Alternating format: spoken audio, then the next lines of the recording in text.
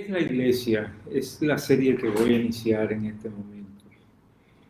Yo quiero decir que si las iglesias volvieran al proyecto original, como la concibió Jesucristo y como lo plasmaron los apóstoles, según el Nuevo Testamento, sería una revolución. Cambiarían el mundo. Se constituiría la iglesia en la respuesta que este mundo del siglo XXI necesita. Por eso te invito a reaccionar y a tener paciencia conmigo en estas 3 o 4 presentaciones que voy a hacer sobre qué es la iglesia.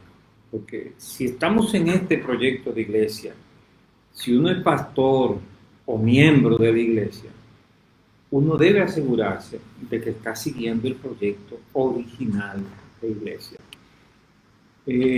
Lo primero es definir qué significa la palabra iglesia. Y la palabra es eclesia, que viene del griego, no se la inventó Jesucristo, es una palabra que existía en ese tiempo y que tenemos elementos suficientes para su correcta interpretación.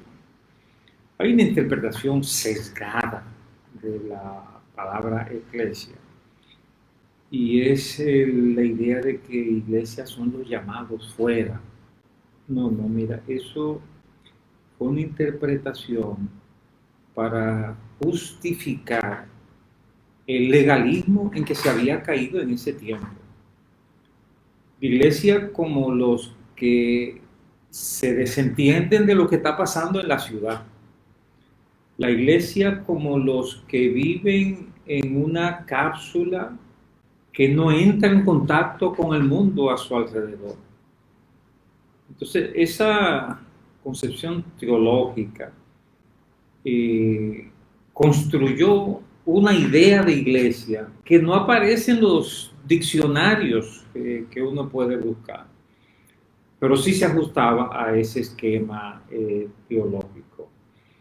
No, la palabra iglesia o eclesia es una palabra que anticipa otras palabras que hoy son de uso común, como plebiscito.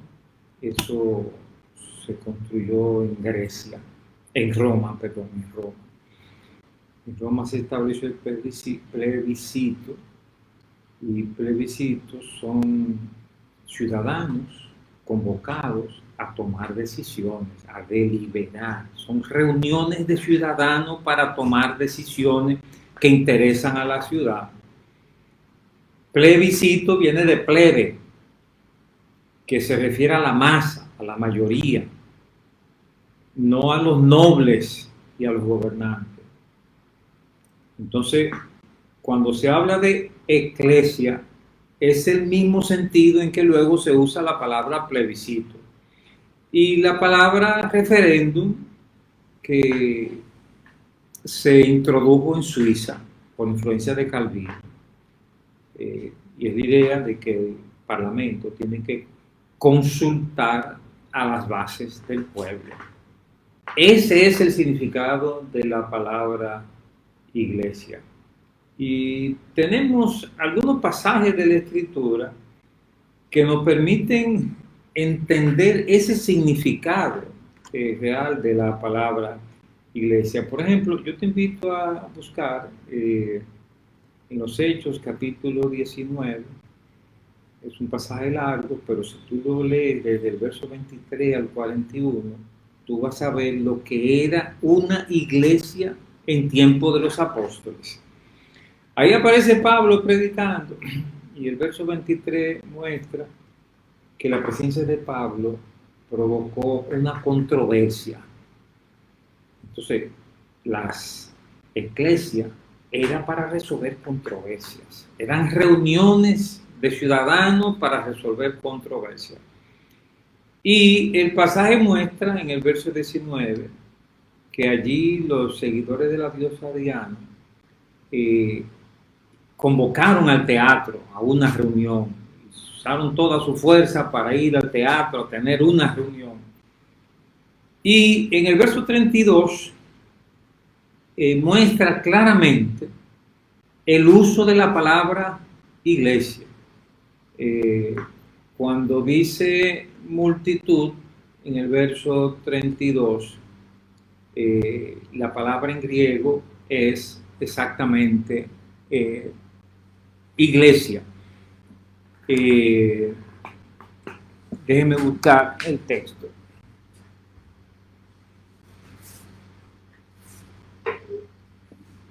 Sí, vamos directamente a Hechos 19, porque es clave para entender el significado de iglesia. Yo les decía del verso 22, dice, unos pues gritaban una cosa y otros otra. Era un hervedero de gente hablando.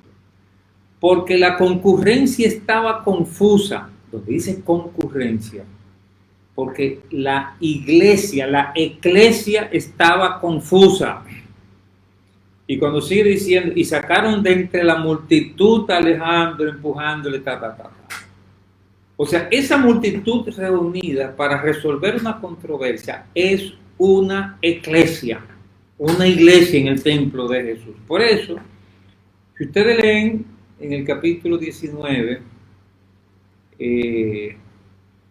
desde el verso 39 en adelante de los Hechos, oigan claramente que se trata de una iglesia. Si demandáis alguna cosa, en legítima asamblea se puede decidir. La palabra asamblea es en griego iglesia.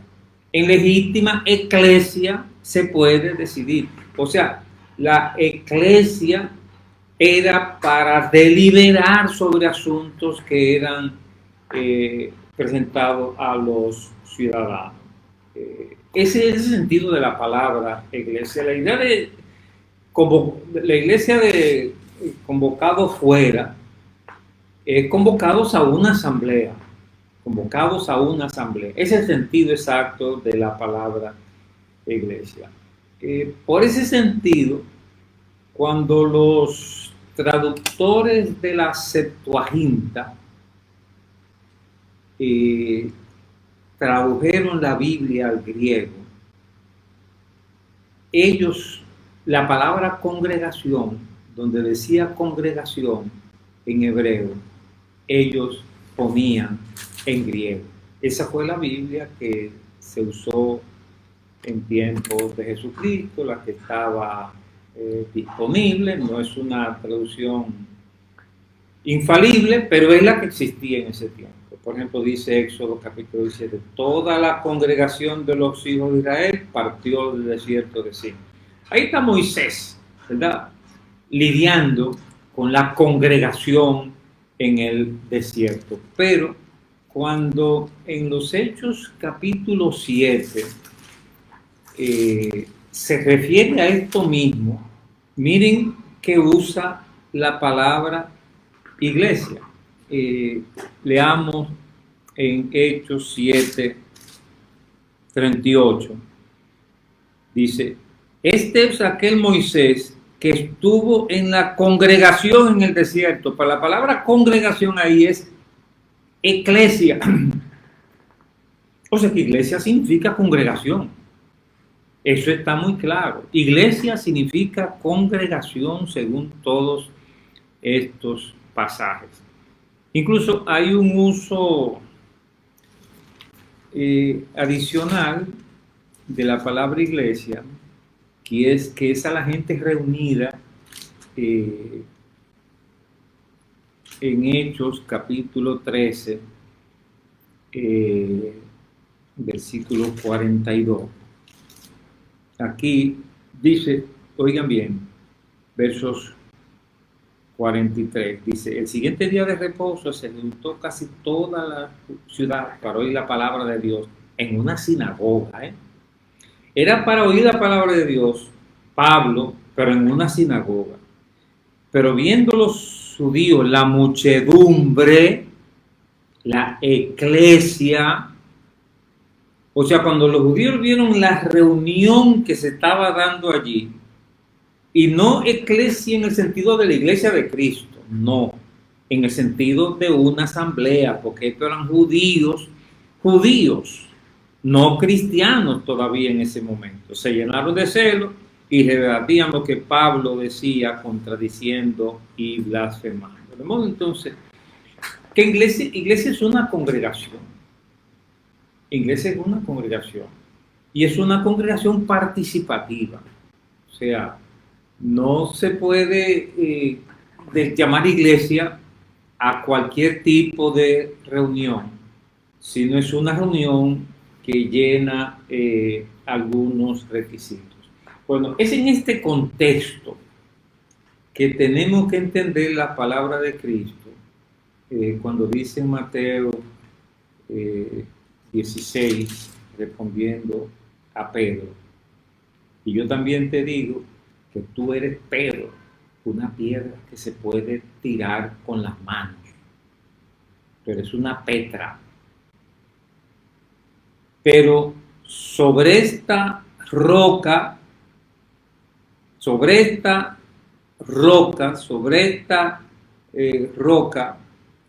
edificaré mi iglesia. Pedro es Petros y roca es Petra. Sobre esta Petra edificaré mi iglesia. Entonces Jesús está hablando de que Él va a edificar, de que Él va a construir una iglesia.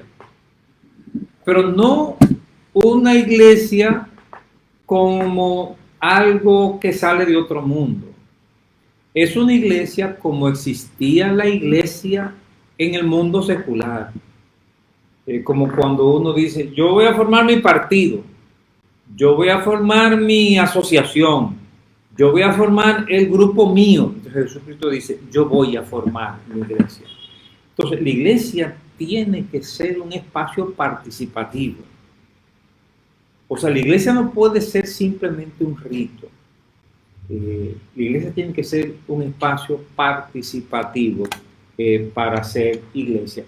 Un ejemplo, nosotros tenemos muchas expresiones en el Nuevo Testamento que reflejan el sentido de la iglesia. Por ejemplo, en Colosenses, esto es un reflejo de una reunión de la iglesia. La palabra de Cristo mora en abundancia en vosotros, enseñándoos y exhortándoos unos a otros en sabiduría.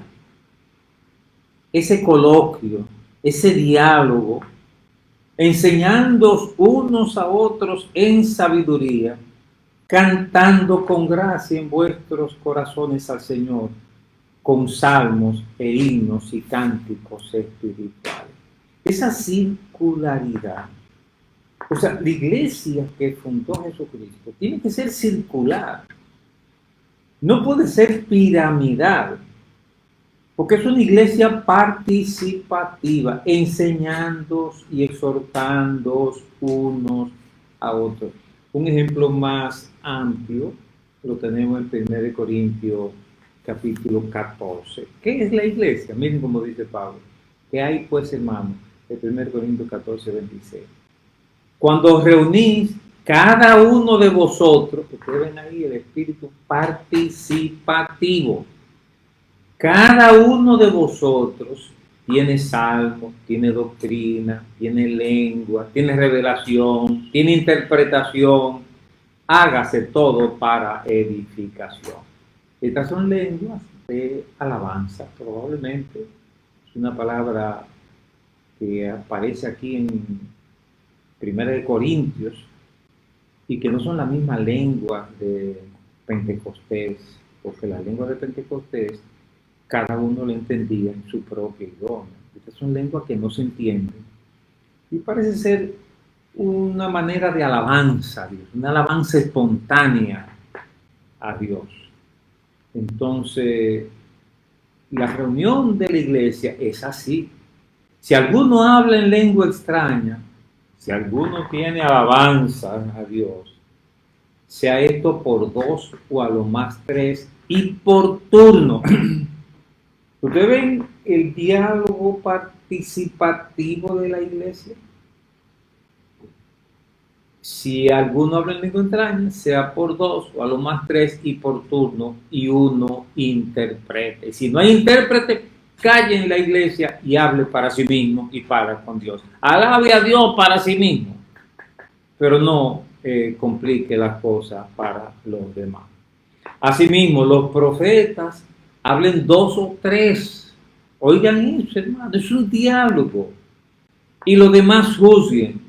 Y si algo le fue revelado a otro que estuviera sentado, calle el primero. Porque podéis profetizar todos uno por uno, para que todos aprendan y todos sean enseñados. Los versículos que siguen también tienen que ver con la reunión de la iglesia. De modo que la iglesia es un círculo. La iglesia es un círculo, no una pirámide. La iglesia es un diálogo, no un monólogo. La iglesia es participativa, no exclusiva de algunos especialistas. Si queremos interpretar la iglesia, tenemos que interpretarla de acuerdo con el sentido que tenía en aquellos tiempos apostólicos. Razón tuvo Lutero cuando habló del sacerdocio universal de los creyentes. Eso es iglesia, porque cuando tú lo reduces todo a un clero católico, protestante o evangélico, pero un clero que usurpa todas las funciones, ese no es el espíritu de la iglesia. No estoy diciendo que sea malo necesariamente. Yo observo algunas iglesias por televisión con unos espectáculos atractivos que yo me detengo a escucharlos, con unos predicadores que son artistas en el uso de la palabra y que dan palabra y que yo los celebro, y unos grupos de alabanza profesionales alabando a Dios. Pero ese no es el espíritu de ser iglesia. Oiga bien, eso está muy bien, todo eso está muy bien en la televisión, pero la iglesia es más que eso. La iglesia es diálogo, la iglesia es círculo, la iglesia es participación. Y razón tuvo también Calvino cuando reclamó el liderazgo colegiado. En realidad, hermanos, mire, respetemos todas las tradiciones denominacionales, desde la Iglesia Católica hasta las iglesias evangélicas. Pero cuando usted coge la Biblia, el estilo de liderazgo en el Nuevo Testamento es el liderazgo plural. Pedro era primero entre iguales, el primero, pero entre iguales. Tomaban decisiones por consenso. Pedro era vocero, coordinador, si usted quiere, hasta cabeza del equipo, pero se sometía al consenso del equipo. Entonces, eso es iglesia. Hay fenómenos que han devenido la historia del cristianismo que no siempre son necesariamente malos. No podemos decir que sean malos. Dios hasta se ha glorificado a través de estructuras que no son las idóneas. Pero si queremos retornar al proyecto original de iglesia, tiene que ser una iglesia como asamblea, participativa, diálogo, no monólogo. Nos hemos acostumbrado al sermón como la única opción para nuestras reuniones.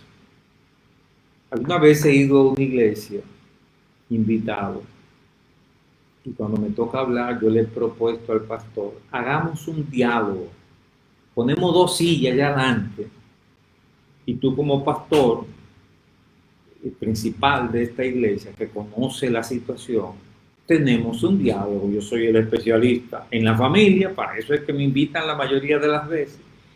Pero tú me haces preguntas con la Biblia en la mano para hablar sobre la familia. Bueno, mis mejores intervenciones se han producido a través de ese diálogo. Pero algunos hermanos dicen, no, no, no, que déjame, yo quiero que tú vengas con una cátedra magistral. Y le doy su cátedra magistral, porque no se trata de un asunto eh, que ponga frontera entre la verdad y la mentira. Pero si queremos acercarnos al modelo del Nuevo Testamento, tenemos que buscar el diálogo. Todas esas dinámicas de grupo que existen son válidas para la iglesia. Cuando Pablo iba a la sinagoga, su estilo de predicar era el diálogo interactivo con las personas. Y así mismo eran las reuniones de la iglesia, especialmente en las células o grupos caseros, que era el espacio principal donde los creyentes se reunían. De modo que este es el primer tema que te presento para reflexionar bíblicamente sobre el significado de iglesia.